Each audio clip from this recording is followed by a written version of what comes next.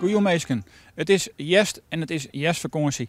Maar het waar wie het eigenlijk nog prima te doen. Het wie een mooie dag met bewolking en zinnen. Maar het waar gaat wel verhoring. En we beginnen het waar voor en vannacht. En dan zeggen we dat er bewolking en rein staat op de kaart. En er komt ook een soort wind te staan. Een hudde onstwarmige wind uit het zuidwesten in het waardgebied. En ook boven Loon waait het toch wel vrij krachtig ontkräftig. De temperaturen dan, die zullen net al te vier onder het zakje. Het wordt een graad of 9.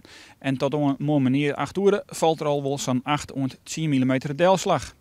Het waar vanmorgen dan in eerste instantie mooie manier nog dat regenwetter en die wind. Maar in de rin van de dag komt de zinnen erbij en dan hebben we een afwisseling van bewolking, buien en zinnen.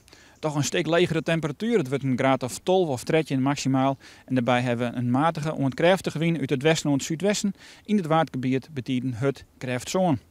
En dan weer wat aan het fruitzog. Hoe ziet de jestvakantie voor de meesten de verder uit deze week? Waar zijn daar maar nog buien en een temperatuur ook dan zo'n 11 of 12 graden maximaal. Ik verwacht je de meest actieve buien in de kustgebieden. En wat meer het Versloning zullen dat wel wat minder buien wezen. Maar het is toch een mindere dag. Want tongenzie bij Gelijks hebben we weer een betere dag. Maar nog een enkele bui uit en terug de zinnen. En een temperatuur van 11 of 12 graden. En vreed zegt het nu dat er meer verbetering komt en bloot het droeg.